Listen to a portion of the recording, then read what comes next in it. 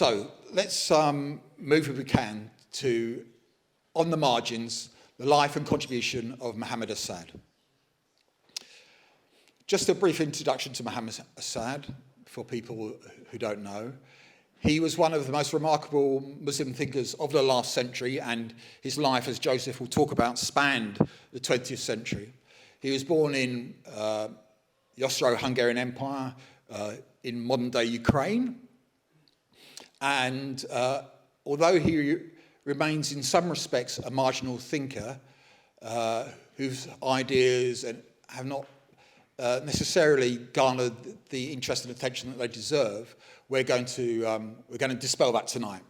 That's the purpose of this talk. Some people will know some of his works. His early autobiography, The Road to Mecca, probably been the most prominent, and also his transliteration of the Holy Qur'an. But there's much, much more to Muhammad Asad, as Joseph will take us through. Let me just give you a short biography of our speaker tonight, Dr. Joseph Linhoff. Joseph owns a PhD in Islamic Studies from the University of Edinburgh. He's Editor-in-Chief and Research Fellow at the Institute for Advanced Usuli Studies, the Usuli Institute, which is based in Columbus in Ohio. Joseph has published on various aspects of the life and thought of Muhammad Asad, and is editor of a forthcoming volume, The Life, Thought and Legacy of Muhammad Asad, Essays in Modern Muslim Reform, which will be published by Edinburgh University Press next year? Inshallah, he says next year. Joseph is also a fellow of the Muslim Institute, and without further ado, I'd like to welcome Joseph to deliver this 10th Ibn Rushd annual lecture. Joseph. Thank you. Thank you very much, Hassan, for the introduction. Thank you all for coming on a lovely summer evening, spending it inside with us. Thank you to the board of the Muslim Institute for this amazing opportunity. And to be able to talk about Muhammad Asad at a distinguished lecture series like this. It's an enormous honour. So, Bismillah. Let's start with a story. The place is India and Pakistan. The date, August 1947. One morning, in the darkest days of partition, amid the chaos, confusion and bloodshed, the Austro-Hungarian convert to Islam, Muhammad Asad, received an emergency call. A group of Muslims had travelled to the northern Indian town of Dalhousie, fully expecting that town to become a part of the new state of Pakistan. This group woke up one day, however, to find themselves on the Indian side of the newly declared border. With no means of transport, a border that could be sealed at any moment, and rumours of violent Hindu gangs roaming the area, the group were in desperate need of rescue. And yet this was no ordinary group of Muslims. The call to Asad came from members of the Jamaat al-Islami, and stranded among them in Dalhousie was their leader, a certain scholar by the name of Abu Ala al-Mawdudi. Perhaps you've heard of him. What then did Muhammad Asad do? Well, Asad tells us that he found an abandoned school bus in Lahore, disguised himself as a Swiss charity worker, raced back into India, picked up Maududi and his followers, and smuggled them all into safety in Pakistan. Asad to the rescue. Now, we find this account in Asad's second autobiography, a book called Homecoming of the Heart. The story may be accurate, it may be embellished, but it's still useful for our purposes.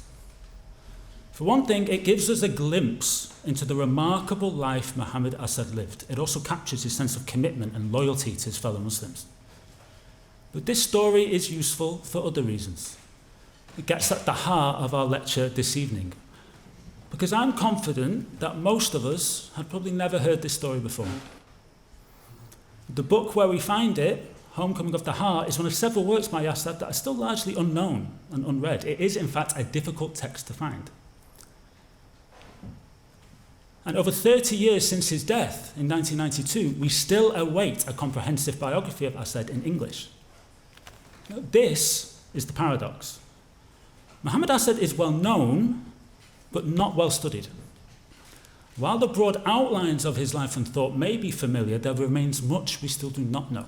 And much of what we think we know about Asad, meanwhile, doesn't stand up to scrutiny. So the basic argument this evening is really very simple. Muhammad Asad is a much richer, more incisive, more important Muslim thinker than has been commonly recognized. He's not received the interest and attention he deserves.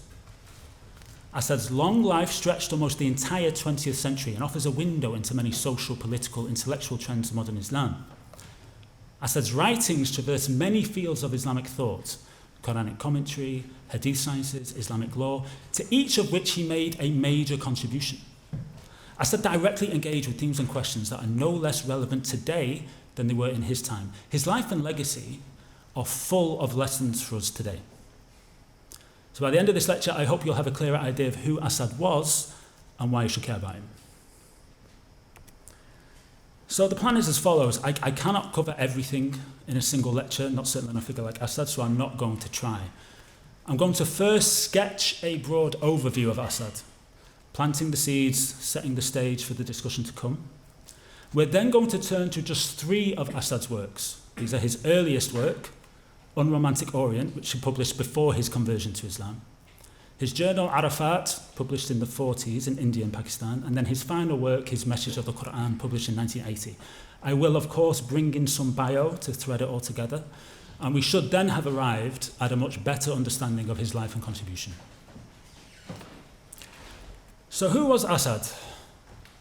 Born to Jewish parents in 1900 in the Austro-Hungarian Empire, Leopold Weiss converted to Islam in 1926, changed his name, and became one of the most famous Western Muslims of the 20th century.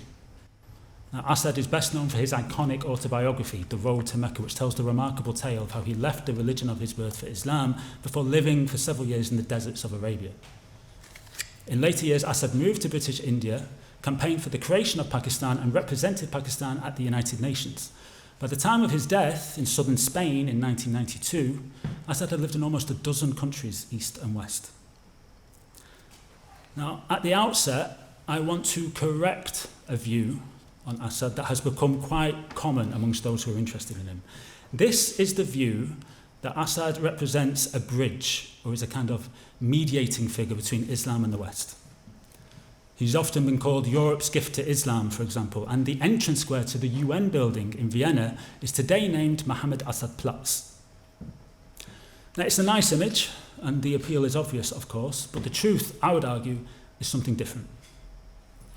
Muhammad Asad framed his conversion to Islam as a revolt against the relativism, confusion, and drift of Europe in the 1920s. He soon left Europe, moved to Arabia, and devoted his life to the cause of Muslim revival and renaissance. In so doing, he immersed himself in the Islamic world and its intellectual traditions. Asad was also a harsh critic of European secularism. In an early work, Islam at the Crossroads, he warns Muslims on the cusp of independence from colonial rule against following Europe's secular path. Asad argues here and elsewhere that secular modernity is an era of crisis and decay. The exclusion of religion from the political sphere, he insists, lay at the root of the many crises of the modern world. Asad was a critic of the Jewish belief in the chosen people, contrasting this with the universalism of Islam. He also derided Christianity in his writings as both irrational and a spent force, no longer capable or willing of shaping the political sphere. So it's hard to square all this, I think, with the image of Asad as an ecumenical bridge builder between Islam and the West. No, Muhammad Asad was a Muslim thinker committed to Muslim revival, whose conversion to Islam was rooted in no small part by his rejection of much of the Europe of his day.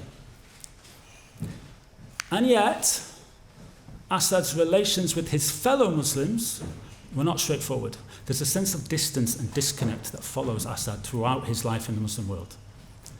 Politically, he left Arabia after growing disillusioned with Ibn Saud. He also fell from favour in Pakistan and was even victim of a smear campaign in the Pakistani press. Asad was forced to deny media reports that he had left Islam, returned to Judaism, and was working for Israel. Like all reformers, Asad was critical of many Muslim beliefs and practices of his time. He wanted to reform the Muslim community he had joined. Asad was a solitary scholar. He never joined an organisation or movement or gathered a circle of students that would have helped spread his ideas. But above all, Asad was a complex, even idiosyncratic thinker who drew upon many different strands of the Islamic tradition. He championed the role of reason in Islam, for example, but he also had much in common with the Islamists. Both Sayyid Qutb and Maududi praised Asad's critique of secularism and his calls for an Islamic state. True to form, however, what Asad meant by Sharia was distinct. His writings on Islamic law show him to be a disciple of the Zahiri madhab, a legal school which since around the 15th century or so has largely disappeared from the Muslim world. Asad was also liberal on social matters. His wife and widow, Paula Hamida Asad, did not wear the hijab, and the couple also kept dogs as pets, as we can see here. This is, of course, highly unusual in Muslim circles. In a short work titled Principles of State and Government in Islam, Asad sketched his vision of an Islamic state. And the resemblance to a liberal democracy in this work is undeniable. Gender equality, freedom of conscience, universal suffrage. So it becomes clear then, I hope, that Muhammad Asad is not easy to place. Is he liberal or Islamist? Progressive or reactionary? Asad was socially liberal, yet fiercely anti-secular.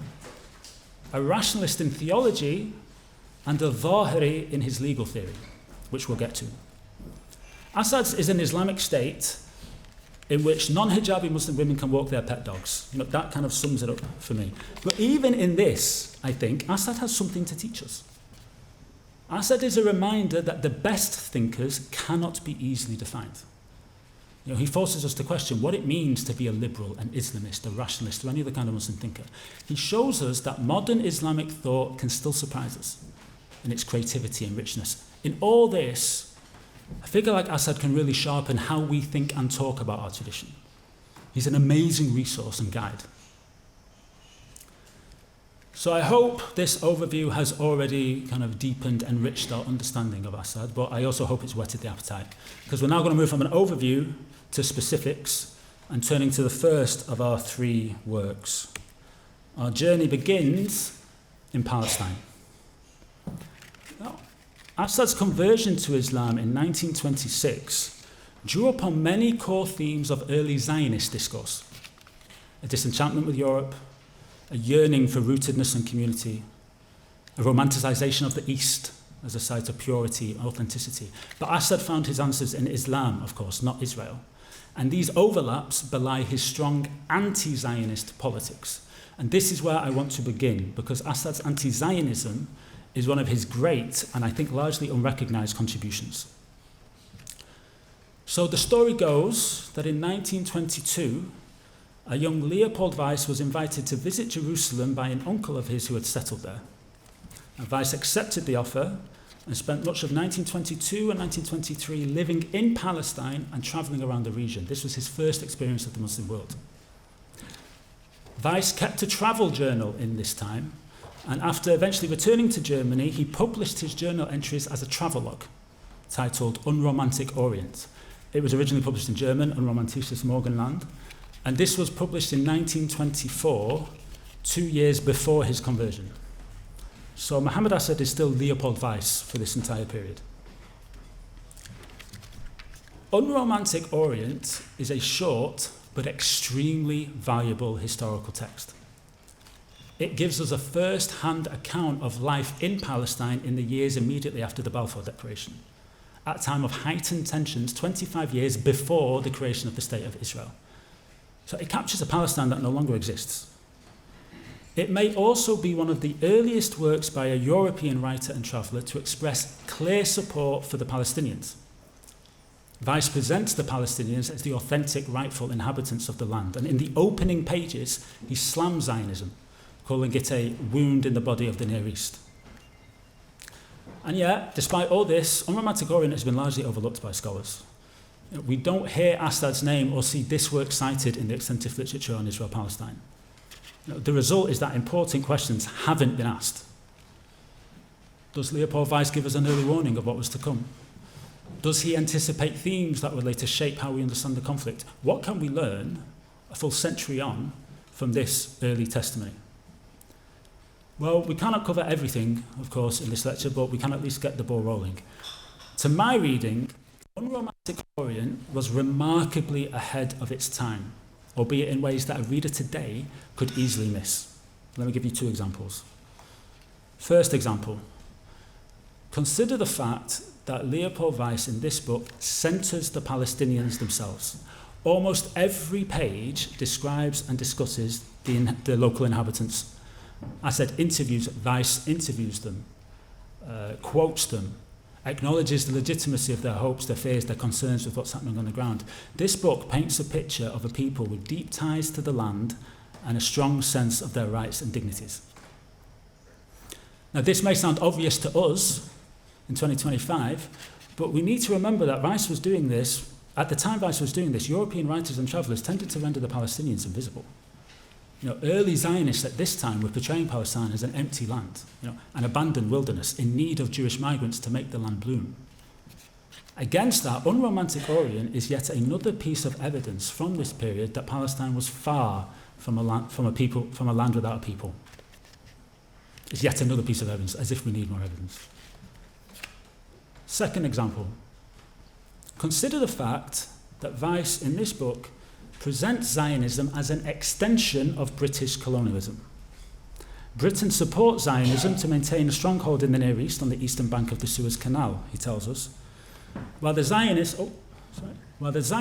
have willingly renounced any real claim to sovereignty by becoming tools of a colonial power.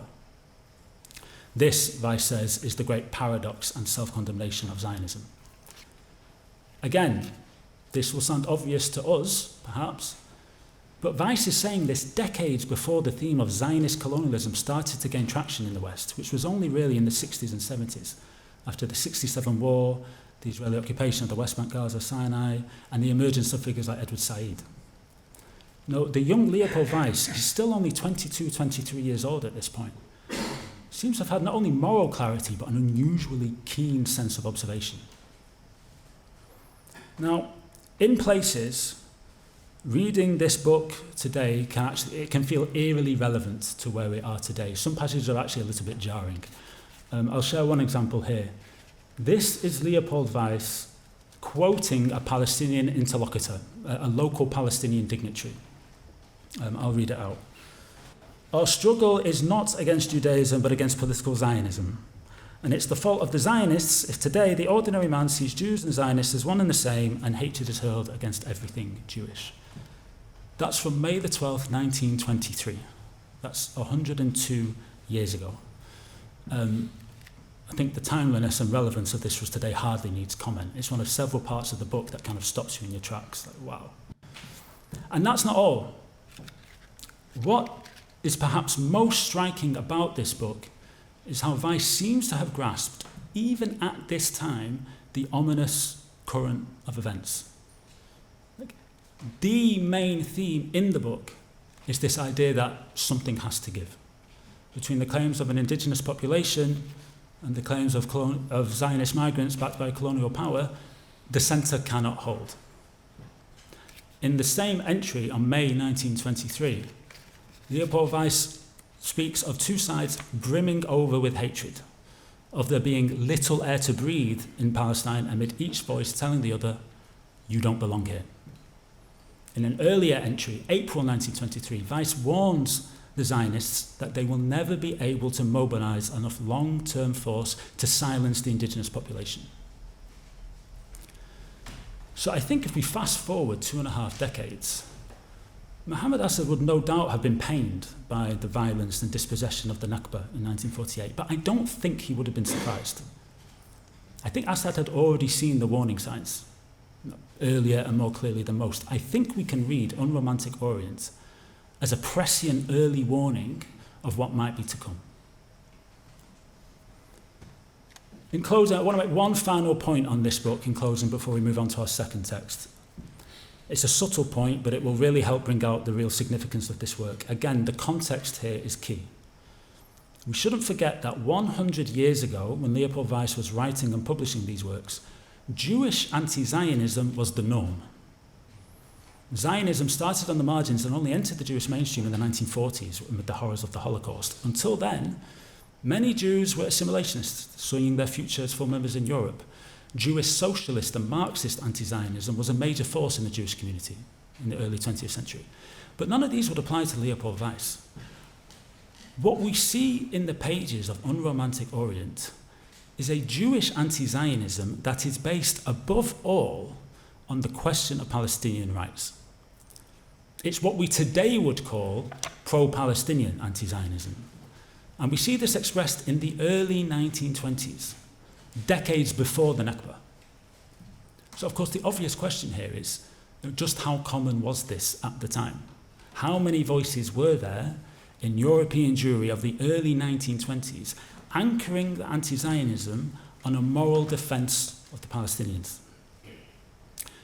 We do know of some other voices, but we also know, or at least the research indicates, this wasn't common. Not this brand of anti-Zionism, not yet.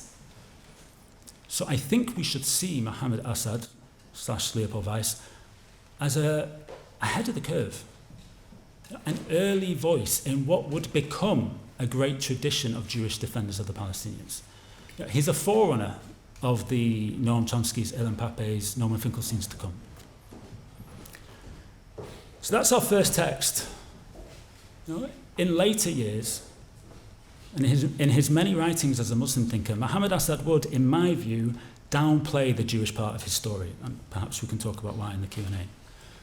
But we see here that the lessons from his life don't begin with his conversion to Islam. The study of Muhammad Asad sheds valuable light on early Jewish responses to Zionism. What started it all for Asad, the beginning of his story, was his first-hand witnessing Zionist occupation of Palestine. It was his solidarity with the Palestinians that sparked his interest in and love for the Arabs. And it was his love for the Arabs that ultimately led to his conversion to Islam. So the road may have been to Mecca, to quote Asad, but that road starts in Palestine. I hope it's already clear then from just his earliest work what we can stand to gain from closely studying Asad's life and thought. Or put differently, I hope it's already clear what we stand to miss, what we lose when we neglect Asad and we consign him to the margins. We can now turn to our second text, and this will be taking us from Palestine to Pakistan. Asad would briefly revisit his experience in Palestine in his famous autobiography, The Road to Mecca, which he published in 1954.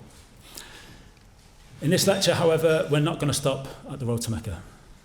The story in The Road to Mecca ends in 1932, when Asad was just 32 years old. Asad lived until 1992, and his career as a Muslim scholar only began in the years after the story of The Road to Mecca ends.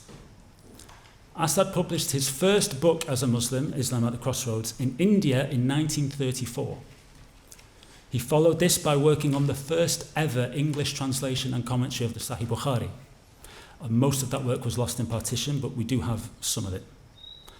Asad networked with a range of scholars in India, including, of course, Muhammad Iqbal, and he was also active in the movement for Pakistan, calling for the creation of an Islamic state based on the Sharia. This was the purpose of his journal, Arafat, which he published just before and after the creation of Pakistan from 1946-1948. The purpose of this journal was to be a vehicle for Asad to outline his vision, his ideas for the new Muslim nation. And this is where I want to focus next, because I would argue Arafat is a remarkable episode of modern Muslim intellectual history. Asad here makes a highly original contribution to the field of Islamic law in the modern age. It is here where he revives core principles of the Zahiri madhab and the ideas of the medieval jurist Ibn Hazm, the most famous advocate of the Zahiri school. Asad advocates this as the path forward for Pakistan. Now this, to my mind, is Asad in a nutshell: bold, creative, and largely overlooked. But to fully grasp what is happening here in this journal, we need to dip briefly into Islamic legal theory. So sometimes called the fifth madhab of Sunni Islam, the Zahiri school largely disappeared from the Muslim world in the 15th century. The Zahiri school is a textualist school of Islamic law. Its basic premise is that the Sharia consists only of the explicit commands and prohibitions found in the text of the Qur'an and Sunnah. Put simply, if you cannot point to it in these texts, it is not part of Islamic law. Now, this differs from mainstream legal theory, of course, where jurists extend the law to cases far beyond what the Qur'an and Sunnah explicitly state. But Zahiri jurists like Ibn Hazm reject many of the tools of Islamic law, reject taqlid, precedent, qiyas, reasoning by analogy, urf, custom, ijma', scholarly consensus, istihsan, juristic preference. You get the idea. All of these things take us away from the text, the non-textual, and they add unsanctioned layers of rulings to the Sharia. If God intended a law, Ibn Hazm would say, God would have explicitly communicated it in God's book or in the Sunnah of the Prophet.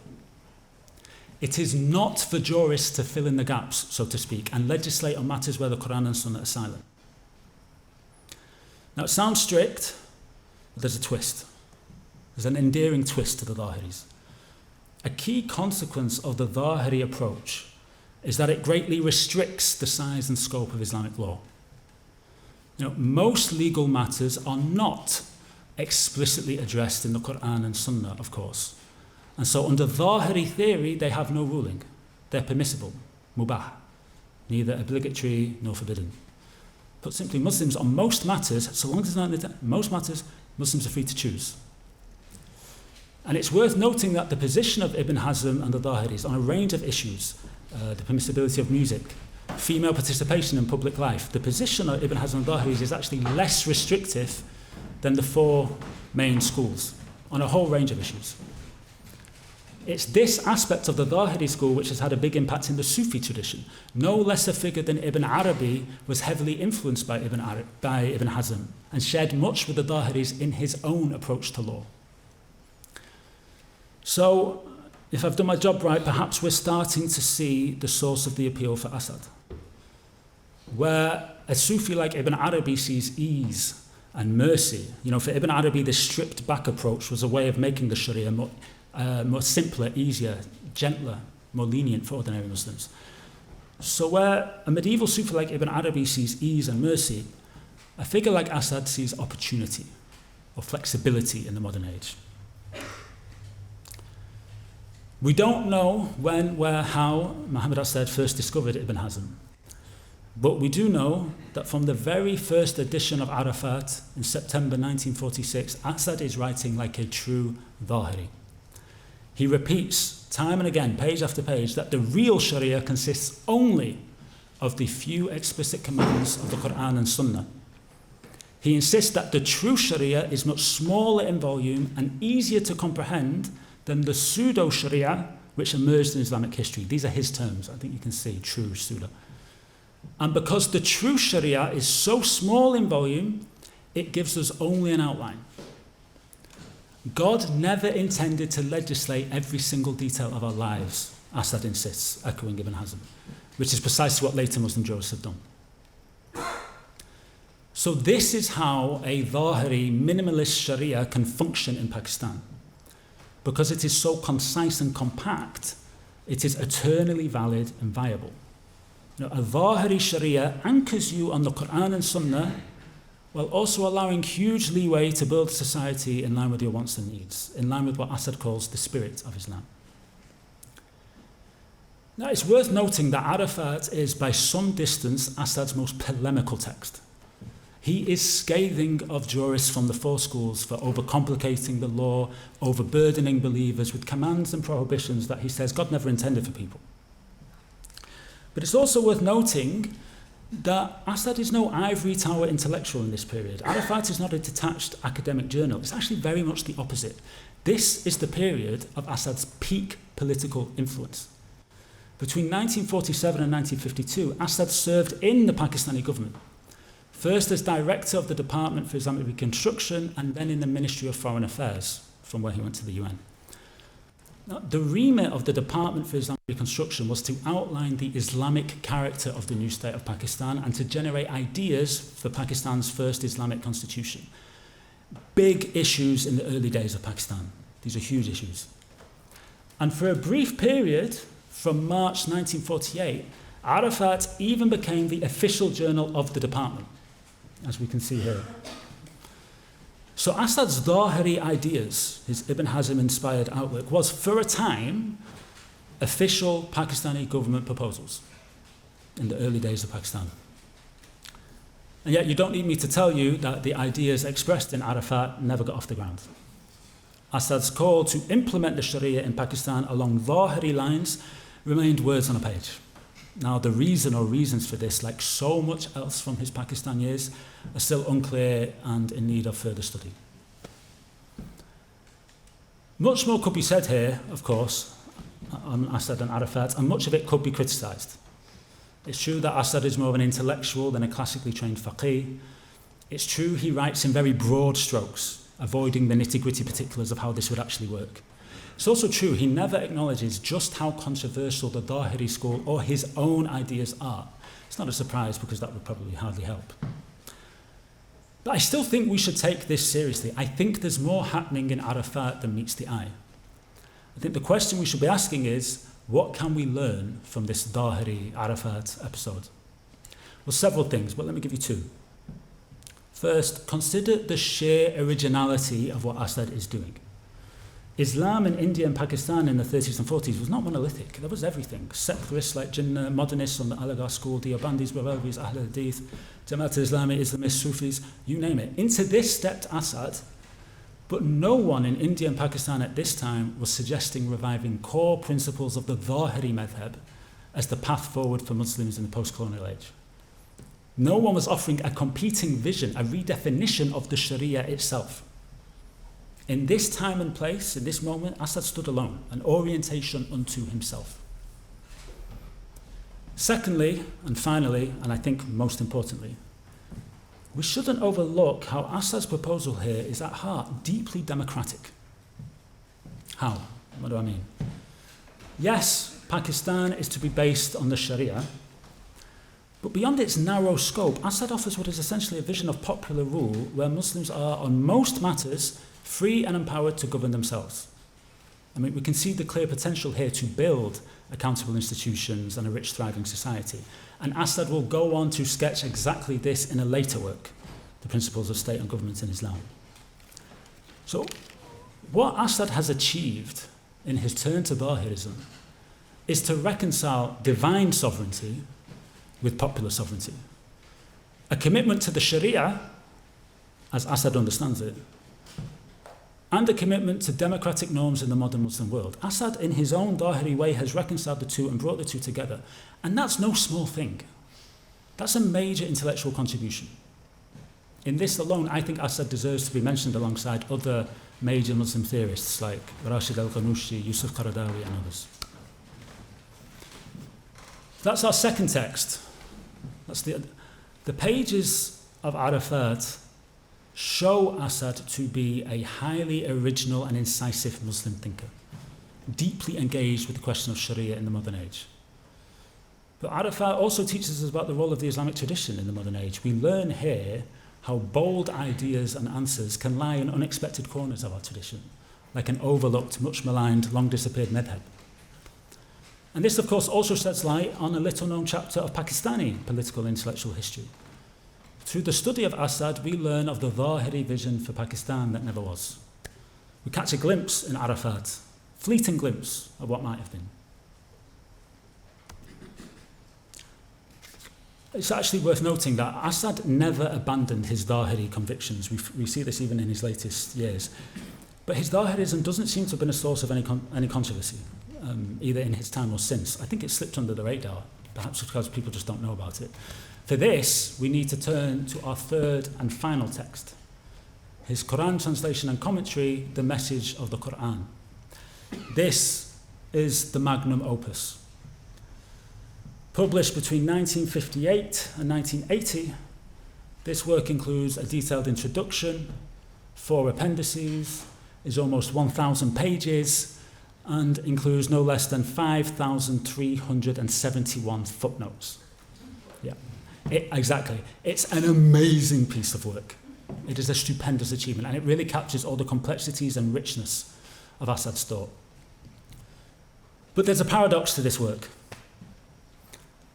This is Asad's greatest work, but this was also the source of real controversy and opposition in his time.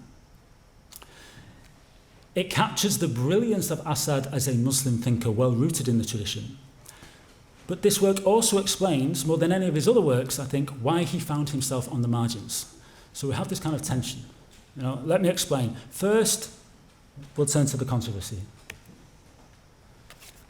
The message of the Qur'an was initially sponsored by the Saudi-based Muslim World League. Asad published an initial volume in 1964 covering chapters 1 to 9, Surah Al-Fatiha to Surah Al-Tawbah. The problems with the World League started almost immediately. The Muslim World League disowned the text, stopped its distribution, and withdrew its funding of Asad. The Saudis later issued a fatwa banning the work outright, even before it was published in full. This fatwa was from sometime in the 1970s. This is here, we have a snippet of the fatwa. Now, we still don't know who were the real kind of movers and shakers, who was driving the opposition to Assad at the Muslim World League. They're still in the shadows. It's a topic for future research. But we do have a reasonably good idea what these, quote-unquote, scandalous disbeliefs by Assad were. And the few sources we have, they all seem to point in the same direction. It may have been Assad's attempt to rationalize miracle stories in the Qur'an. Assad says that many of these stories, not all, many should be read as metaphors, parabolic myths that didn't actually happen. It may have been Assad's claim that the night journey and ascension of the Prophet was just a spiritual, visionary, but not a physical experience.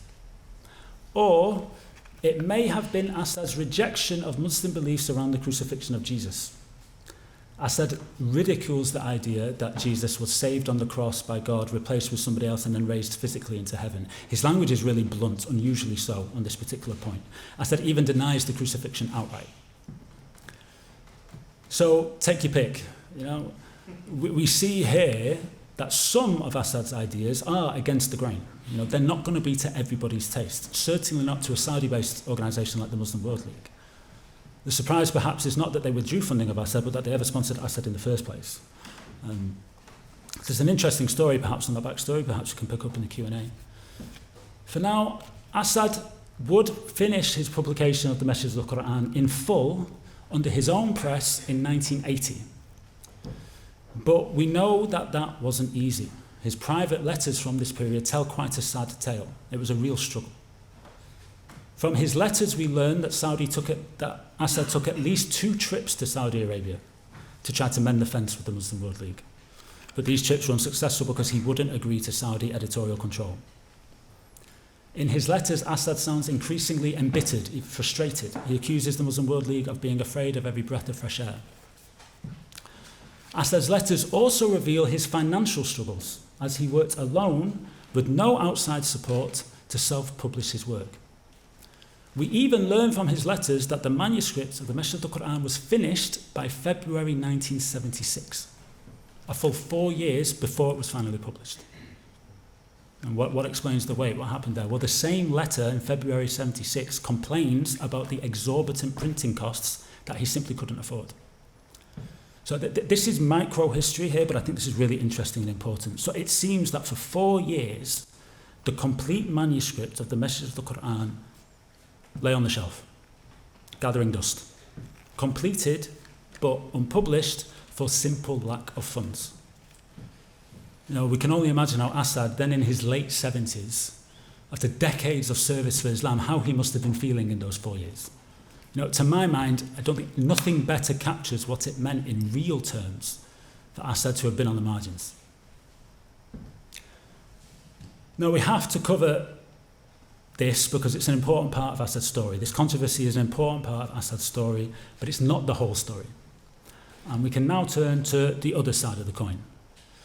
What, to my mind, I would argue, makes this Assad's greatest work. It's not the quality of his translation of the Qur'an, although that is great and there's much we could say on that. It is rather Assad's commentary found in his footnotes. A close and careful read of Assad's footnotes reveals a remarkable command of the Islamic intellectual tradition.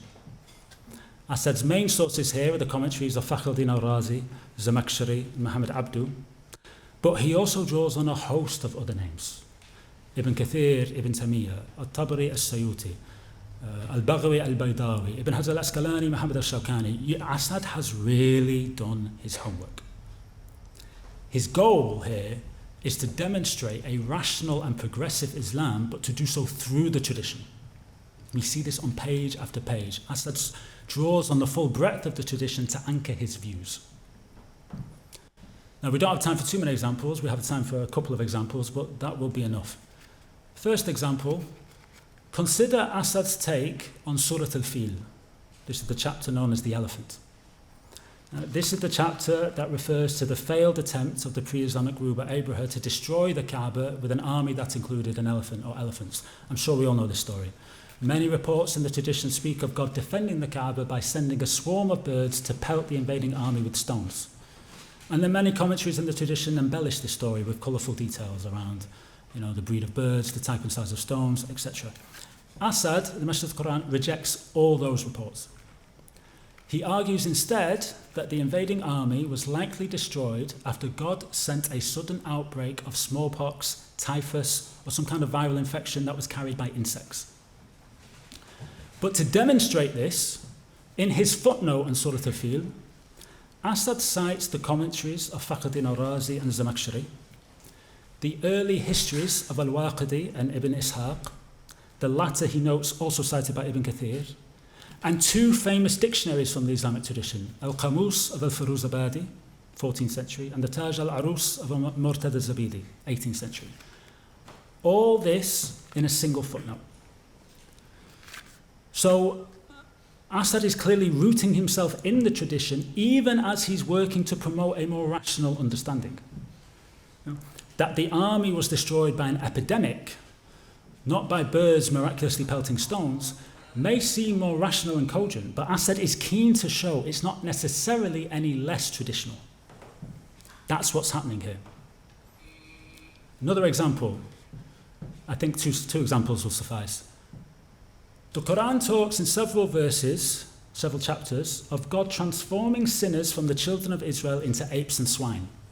You see this in Surah Al-Baqarah, Ali Imran, and Surah Al-A'raf, I think. Now, most commentators in the tradition take this literally.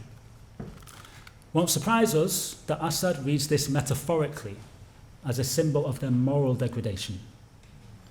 But to evidence this, he draws on the very earliest Quranic commentary that we have, from the 7th, 8th century of Mujahid ibn Jabr. He also adds that Al-Tabari cites this opinion, while Al-Raghib al-Isfahani, 12th century, has a similar explanation. So this will appeal to modern readers, this kind of more metaphorical reading. But what Asad is doing is not necessarily modern. If anything, he's reaching back to reclaim a very early voice from the tradition. Mujahid. Mujahid, I think, was one generation, I think it was a successor, a tabi'i. If anything, Asad's reaching back to reclaim an early voice that had since been lost or marginalized in later times. And if here we can see Asad's rationalism on full display, yeah, sure, but that's not unique to Asad. The Islamic tradition has its own rationalist voices and currents, as we can see here, like Mujahid, Raghib al-Isfahani, al-Razi, which Asad is using to great effect. So there are two examples. I hope this gives you a kind of sense, a taste of what's happening in these footnotes. But let me be clear, these two examples are the tip of the iceberg. We have barely scratched the surface of his 5,371 footnotes. I mean, what else is out there? But it won't be a surprise to you by now, of course, when I tell you that we still await an in-depth systematic study of Asad's use of the tradition in the footnotes. That would be an enormous contribution. It would teach us a lot more about Asad, of course, but also about the richness of our tradition. And that's the point. The point is not whether we agree or disagree with Asad's positions. The point is, what can we learn from these footnotes? In the Messenger of the Qur'an, Asad's footnotes reveal an Islamic tradition that is much richer, more complex, more diverse than what many Muslims today realize. Asad is showing us that in the right hands, the tradition can be a source of untapped promise and potential, can be an anchor and guide in the present. We can have a rational Islam in tune with the modern world, and we can do so while fully rooted in our tradition. That's what these footnotes are doing. These 5,000 plus footnotes. That is what I think one of Asad's greatest contributions and legacies to modern Islamic thought.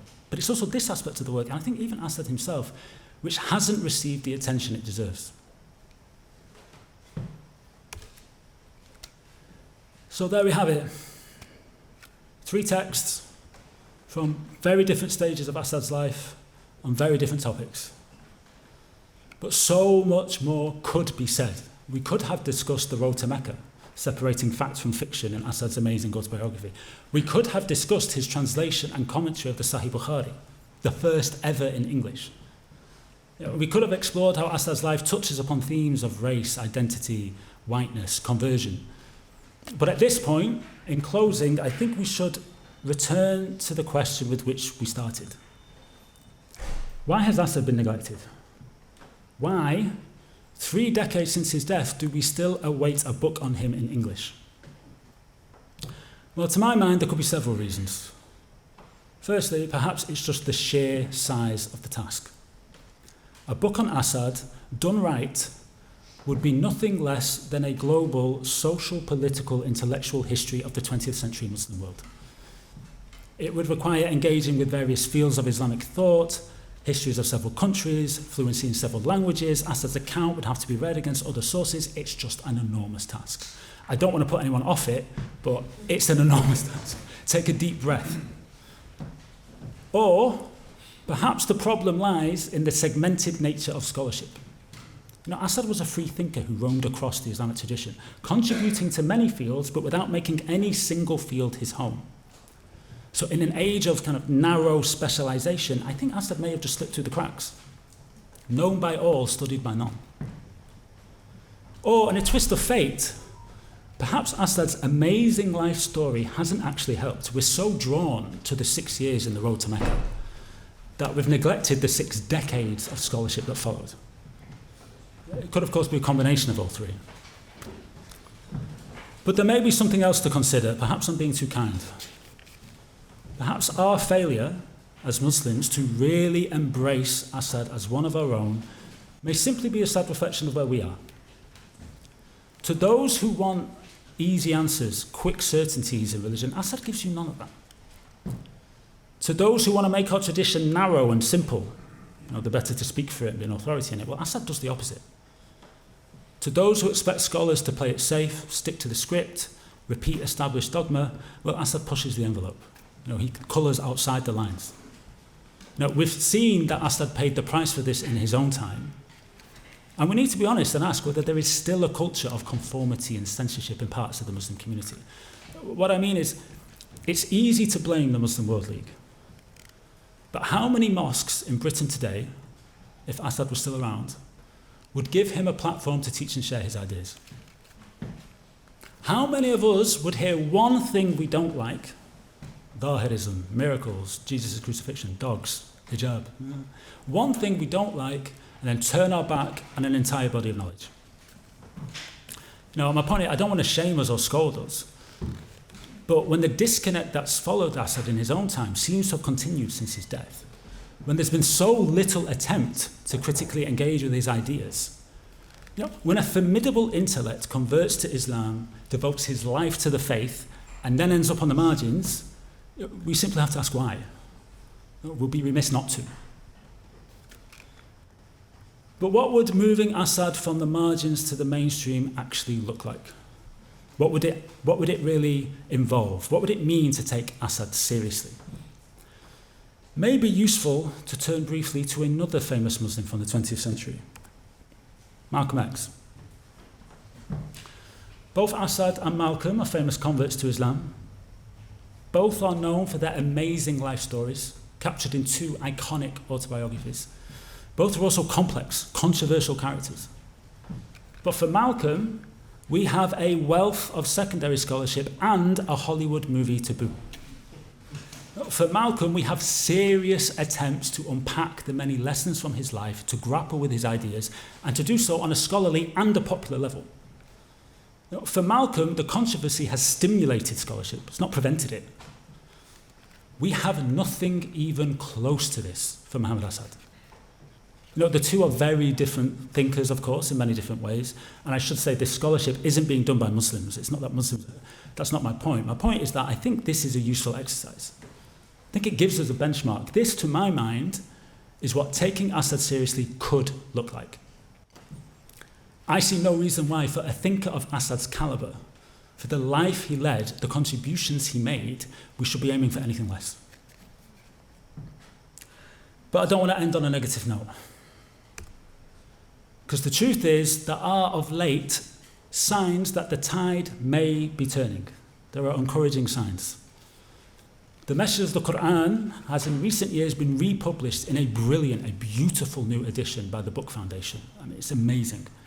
And the work is today much more widely available than it once was. It used to be a difficult text to find. A recent 2-day conference on Assad was held in India in 2022, attracting speakers from all over the Muslim world, with an inaugural address by the Prime Minister of Malaysia, Anwar Ibrahim.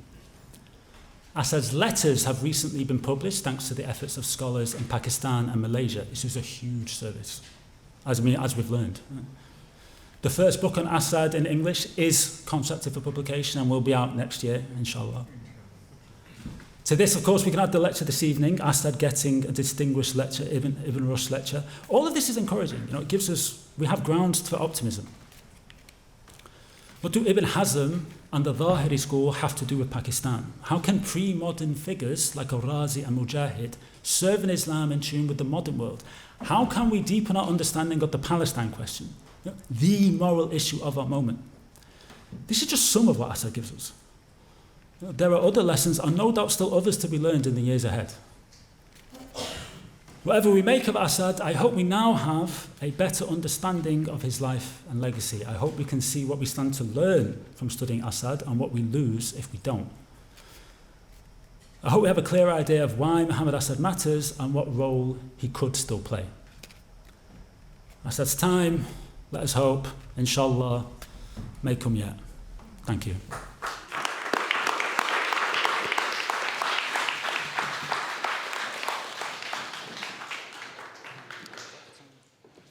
Not bad. Well done, Joseph. That was a fine and compelling lecture, I think, which will allow us now to move to we've got around about half an hour for contributions and questions. I'm just going to ask people to raise their hands if they've got a question or contribution. Obviously, you want to get... Oh, there's lots of people already. Well done. Stimulated lots of questions and contributions. So what I would ask, if people can be just a little bit pithy in terms of contribution, and if you've got a question, even better, because that gives Joseph also a chance to come back. So, yes, brother there at the back is first. All right. So you mentioned that Asad was a Zahiri, right? And Ibn Hazm was from Spain. Ibn Rushd was also from Spain.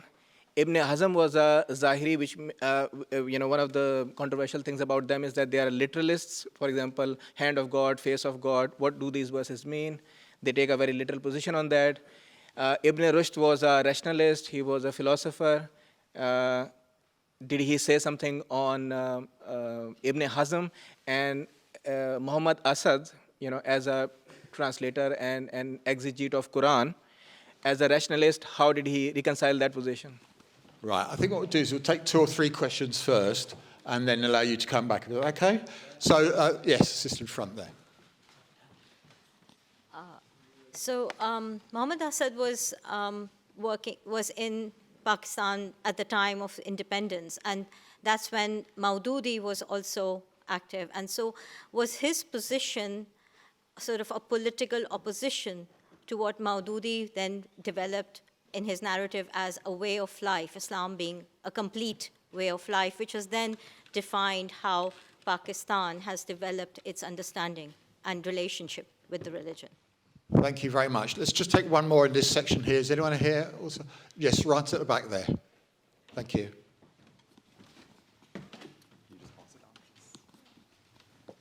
Hi, Assalamu alaikum.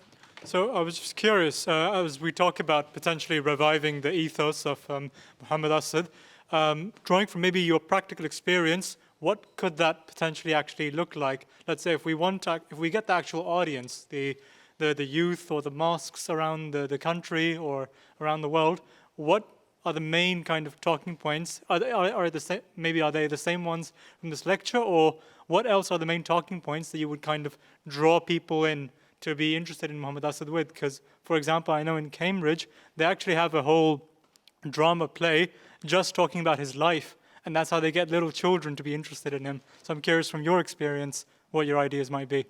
Right, thank you very much for those 3 questions. So I'm going to let Joseph come back on that before we move across to other questions and contributions. Sorry?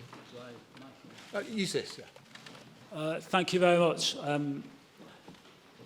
Okay, so Dhahiri, Pakistan, and so maybe just before we start the Q&A, I don't want to sound like a broken record, so I'll get it out at the beginning. The challenge we have is that the field of, shall we say, Assad studies is in its infancy. So I am probably going to be saying we don't know. This is a subject I wish there were a PhD student would take it on, or a future book. This relates to Pakistan. The only source we have for Assad's time in Pakistan is Assad himself. Now, of course, that's not to deny anything, but we just don't. The work hasn't been done yet corroborating Assad's account. And it's curious because Assad's own account puts him front and center. And, there's factual evidence to that. Yeah. But then when you look at the secondary scholarship around Pakistan, Assad's never even mentioned. So I don't deny he obviously was part of the Pakistani government, we know that. But his relations with a figure like Maududi, the impact his ideas had, why did Arafat go nowhere? Assad says the journal had just become the official journal, and then it gets moved to the Ministry of Foreign Affairs, and then it died. Yeah, maybe that is why, but did that need to have killed it? We just don't know. We only have, and this is true for actually large swathes of Assad's life, the only source we have is Assad himself. It's not to deny it, but it's also the critical scholarship just needs to be done. The Dhahiris are often described as literalists, even in academic scholarship. I don't think that's accurate. That's why I call them textualists. If the text says Joe is green with envy, Ibn Hazm would know I'm not literally green. So the Dhahir means the manifest, the obvious, the most apparent. Sometimes the most obvious sense is a text speaking metaphors and parables. So I don't think there's a contradiction between Assad's textualism in law and high rationalism in theology, because you're right, it's not a Dhahiri tafsir. I mean, on miracles, Assad is very Bartony. I don't think it's a contradiction, but it's certainly unusual. And it's Assad. He's a complex, idiosyncratic thinker doing his own thing. And that's what makes him such an engaging thinker. I had no idea about a Muhammad Asad play in Cambridge. That is amazing. That is exactly, that is music to the ears. I think Asad is so unique because he's, on the one hand, a scholar's scholar, making seriously incisive intellectual contributions, but on the other hand, he has popular appeal. The main reason I included the Malcolm X is because of the movie. The story which I started this lecture with, Rescuing Maududi from Partition. Imagine a movie, a Hollywood movie, done right on Muhammad Asad, debating Zionists in pre-Nakba Palestine, witnessing partition. I mean, the script writes itself. And then imagine seeing that rescue of Maududi on a Hollywood movie, and then imagine what that would have for popular interest in Muhammad Asad, and then imagine the scholarship that would follow. Scholars don't always lead, scholars often follow. What's hot, then the scholars will be drawn to it. We have a treasure trove here that's just waiting to be untapped. I think you mentioned something about what themes I would emphasize. What draws me to Assad, post-conversion, I see Assad's life as how to live a life fi sabilillah. That is the theme. He was complicated, his relations with Muslims may have been complex, but his commitment never stopped. Everything he did was geared towards Muslim revival. I also think a lot of work could be done portraying him as a decolonial thinker. What do we mean by decolonialism? If by decolonialism we mean an empowered Islam, confident, engaged with its own tradition while meeting the challenges and the opportunities of the modern world, I think Assad is textbook. But that work needs to be done. Thanks very much. So we'll just move across to here, and then we'll go across to this side. And we'll take the gentleman at the back, but just here first. I won't ask you who the equivalent of Denzel Washington would be then for this film biography. Okay, yeah. An Austrian. A couple of points, Joseph. Number one, they say that nothing grows under banyan tree, but Muhammad Asad's son is very well known, one of the leading anthropologists, Talal Asad. And I chanced to watch some of his Berkeley conversations many years ago. And Talal talks about his growing up in Lahore. You know, his mother was Saudi because the marriage took place due to Ibn Saud, the founder of Saudi Arabia. And Pakistan's first passport was issued to Muhammad Asad. And I think there are meetings, I don't know how prolonged they were, between Muhammad Iqbal and Asad. My feeling is that Asad is lost, or I don't know, in a gray area between Maududi as a revivalist and Iqbal as a Muslim modernist. And because Sayyid Maududi comes up with this idea of an Islamic state, and many Muslim modernists thought that this was not practical anymore because it never existed for 1,400 years. And that's why, I mean, some of these people were sort of uncomfortable with the idea of territorial state. So, and General Zia-ul-Haq, rediscovered Muhammad Asad. I remember that he was invited back to Pakistan in the 1980s to give a sort of framework of an Islamic state. So my feeling is that maybe this question that Muhammad Asad has not been studied the way he deserved is that many Muslim modernists felt uncomfortable with this idea of a kind of ambiguous Sharia-led Muslim state. And I think most of the founders of these Muslim states, in most cases, I would say, were Muslim modernists. So this polarization between the revivalists and the modernists, I think, is partly to explain why Asad, for a long time, remained marginalized.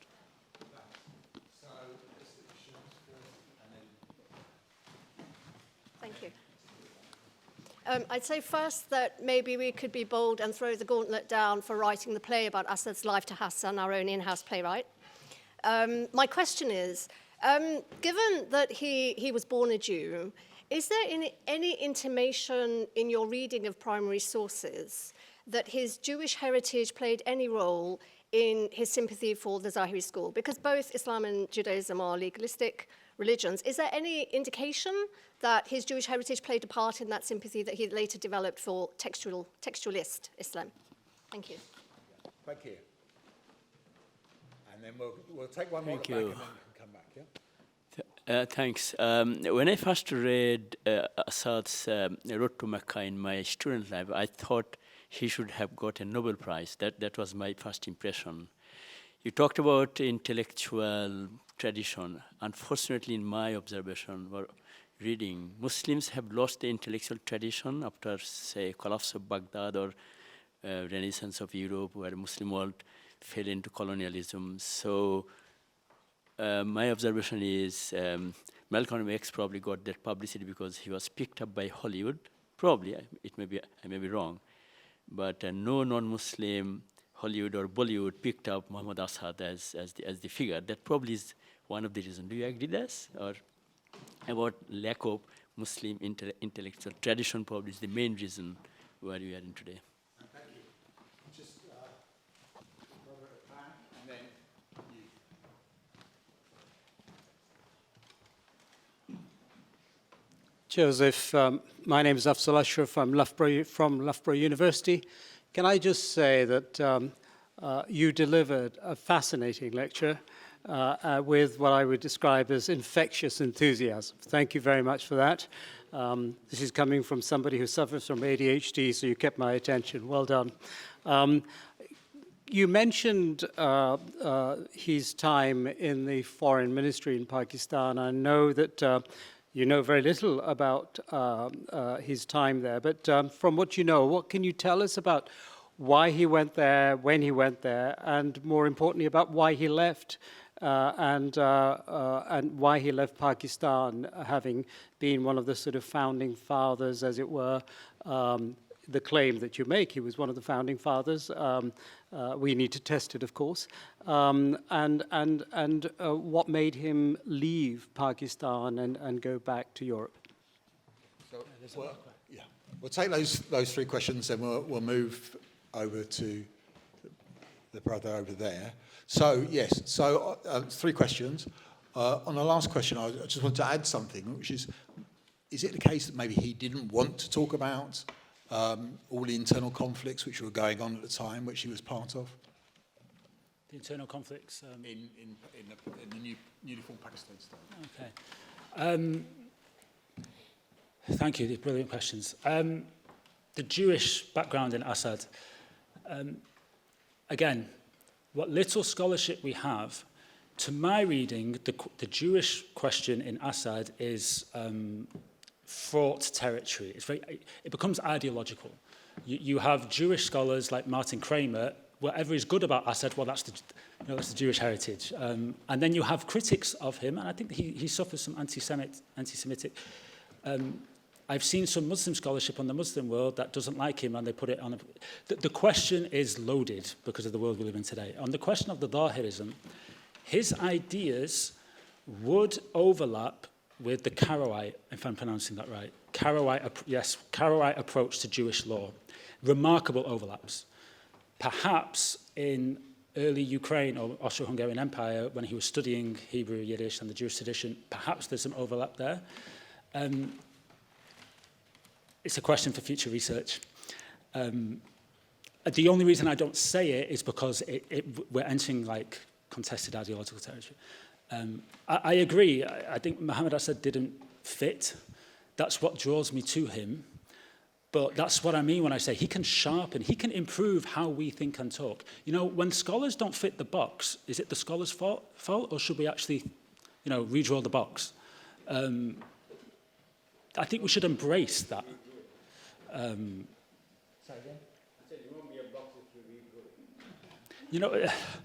The problem is the problem with Assad, or is the problem with our binaries and categories and everything? And then Assad can be like a sharpener. He can be, the question of why Assad left Pakistan gets at the heart of the earlier question about how the problem is the only source we have is for Assad himself. Assad tells us that his divorce to Talal Assad's mothers, he divorced Talal Assad's mother, his wife, and he remarried, and that was a cause of a bit of a scandal, and therefore he was ushered out. Even Assad's own account, however, gestures at other things happening. When he went to the United Nations, that wasn't the first choice. He was initially posted to be the Pakistani ambassador to Argentina. Muhammad Asad in Argentina. Sounds like exile. Yeah, exactly. And Assad pushed back strongly, and then he got the UN. And he says this fleetingly, briefly, don't really dwell on it. But when you read it, you think, what? If that's true, there's things happening. And politics, okay, you divorce and you get remarried, and that's a scandal, but if they wanted to keep him, they would have kept him. Even Assad's account is pointing at things happening in the background, but we don't know yet. We only have Assad's account, and it's frustratingly, both engaging and also frustratingly unclear. Have I forgot something? No, unless you wanted to come back on the first question. First question. Slipping through the cracks, as it were. Slipping through the cracks, yes. It's exactly what I had in mind when I was working on presentation, and I mentioned slipping through the cracks. That's what I think. That's why he's known by everyone, but not front and centre. Yeah. Thanks. Question there, yeah.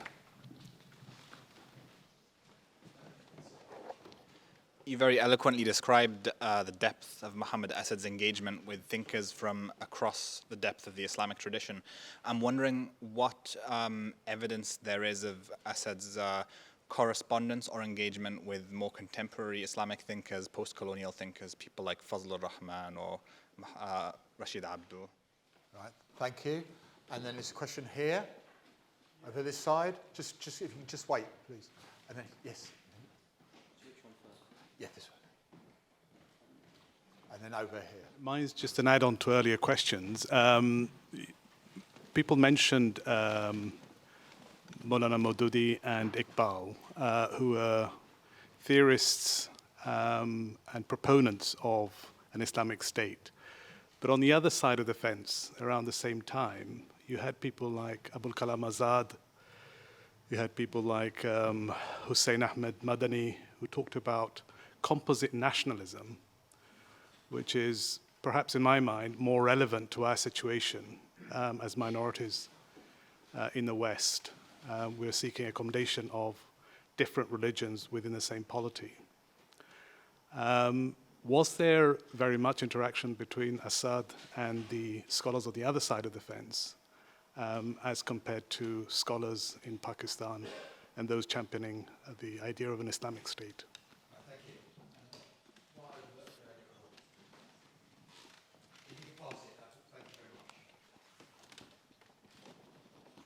Hi, thank you.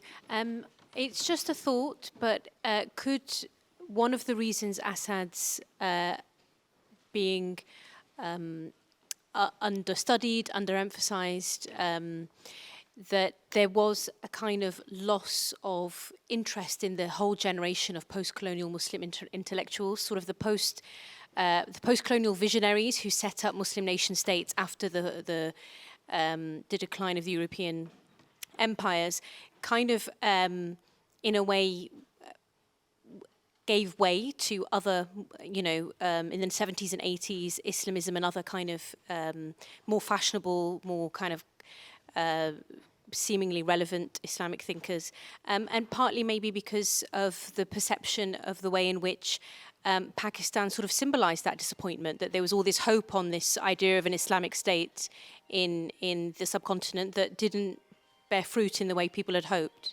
It's just a thought. Yes, thank you. Thank you. So I'm going to let you come back on those three questions. These are quite easy to answer, but also quite embarrassing. It is definitely a thought. I hadn't thought of it before. I'll need to sit with it for a while, but sure. On the other side of the fence, I don't see any... just thinking of what I've been reading of Assad, I haven't seen those names.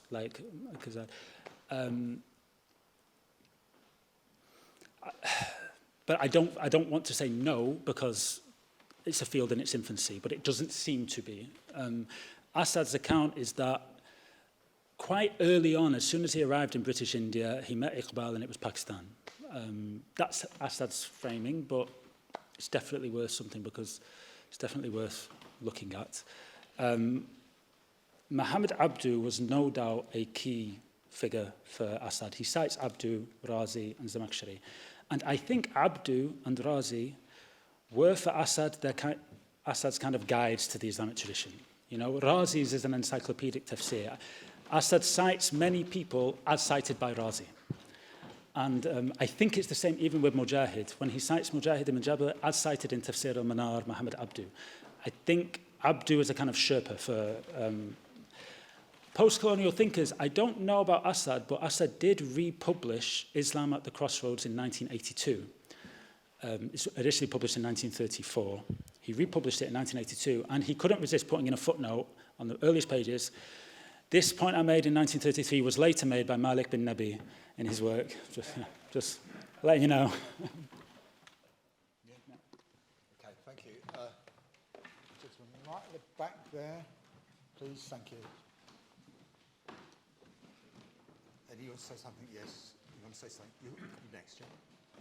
Yeah, thank you. It's been a pleasure and a privilege to be here today, and to meet colleagues here, and also to hear this wonderful lecture. My interest has arisen because my grandmother was first cousin to Leopold Weiss, as he then was, and because my father's side of my family originate from Vienna, where he was brought up after, although he was born in Lviv. In those days, it was the Austro-Hungary, and a lot of the family were in Vienna.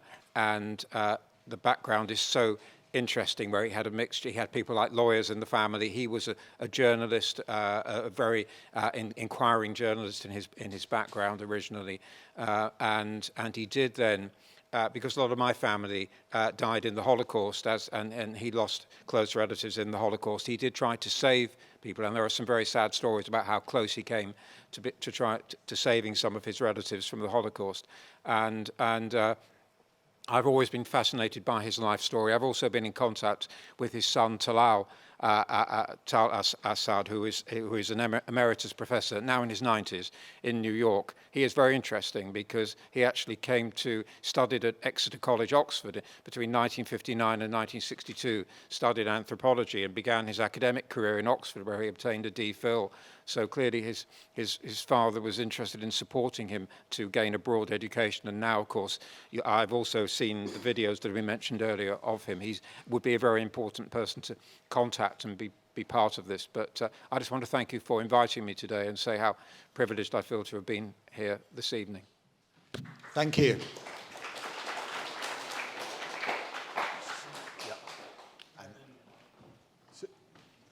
Yeah, please, yeah, if you could. Thank you so much. Really fascinating lecture. I wanted to ask you about his interaction with Muhammad Ali Jinnah. We spoke about Maududi, but not Jinnah. And both individuals envision a different kind of Pakistan. So how these both people get along with each other?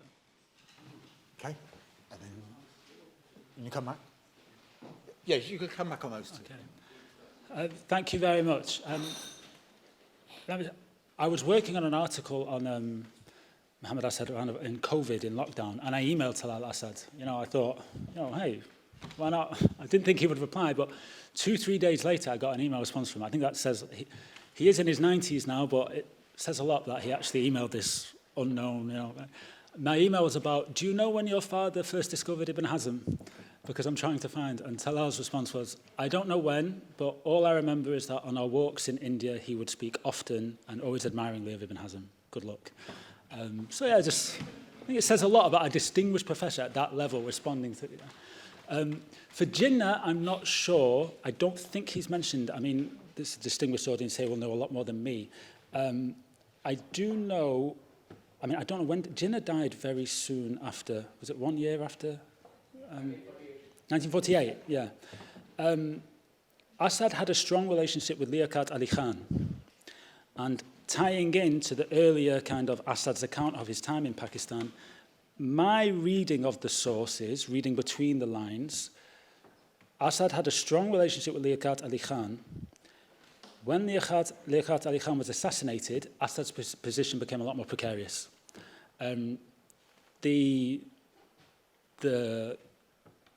I don't want to say because we don't know, but the figure here would be Zafar Ali Khan, the first foreign minister. A lot of this is just going off comments here and there from Asad. But my sense is, and I'm confident, I'm not certain, I'm confident, Liaquat Ali Khan dies in 1951. Asad's position becomes a lot more insecure. Zafar Ali Khan tries to shoot him off to Argentina. But I don't really know much more else than that. It could just be personality things. I don't know. Thank you. Zia, do you want to say something? First of all, thank you very much for an excellent lecture. I want to make a much broader point. I do not think that Muhammad Asad is as neglected as you make out, because I can argue that Malik bin Nabi, who you just mentioned, is also neglected. I could make out that Amir Ali is neglected, that Ali Shariati is neglected. I can give you a string of names. The reason for that is that we do not have a tradition of writing biography. That's why he's neglected. Otherwise, he's a fascinating character. Any biographer worth the intellectual salt will go for somebody like that. And scholarship is not enough for writing biography. You need something else, right? The flair for writing, literary skill, and you need lot of other kind of crafts that before you can produce a definitive biography on someone. So maybe a bigger project for us ought to be to encourage writing a biography properly, in a sense.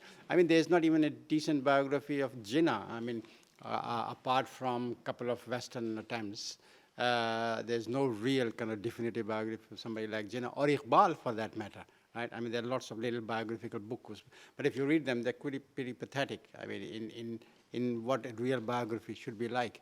So it's perhaps what we really need is a tradition of writing biography and training people how to do that. Thank you. Does anyone else want to add anything before I... Yes, at the back. Thank you. And then I think I'm going to ask Joseph just to sum up. I just wanted to ask one question regarding the declaration of Ahmadi Muslims as non-Muslims that happened later in 70s in Pakistan. And when Asad, he visited Pakistan on the invitation of Zia. So is there any work that tells us about that, on the transition of Pakistan, the kind of transition that happened, is there any work of Asad that, tells us about that? And is there any work that tells us specifically about the declaration of Ahmadi Muslims and as non-Muslims in Pakistan? Thank you. Yeah, thank you. I take the point. When you're listing all these other amazing thinkers that have also been neglected. Yeah, we've been asleep at the wheel. I would argue, I mean, it's not to, I take the point. I would just say, if the kind of, I mean, how shall I say it? Put it this way, and this is going to be controversial. Let's imagine if Leopold Weiss served Zionism the way he served Islam. Like, let's imagine, yeah, exactly. If that intellect, that life, that mind, that intellectual contribution was put in the fi sabil Israel instead of fi sabilillah, imagine what Zionists would have done with it. The Israeli embassy in Austria would be on Leopold Weiss Straße. There would definitely be a Hollywood movie about him. Israel would have gone around the world telling people loud and clear that Israel could inspire such devotion and commitment in a person of such caliber. Perhaps I don't exceptionalize him because Malik bin Nabi neglected Sharia, but there's something about Assad which the story is so great. I just think there's something about Assad's life where a life like this, they don't grow on trees, not to be crude, but a figure like Assad, they're not dime a dozen. I just think other communities would have done the work. So that's what drives me. The Ahmadi question is fascinating, actually. One of the things I've never been able to really reconcile with Assad, and maybe this is just, I still need to figure out, or maybe it's just a complexity on Assad's side, he's very complimentary of Zia ul-Haq.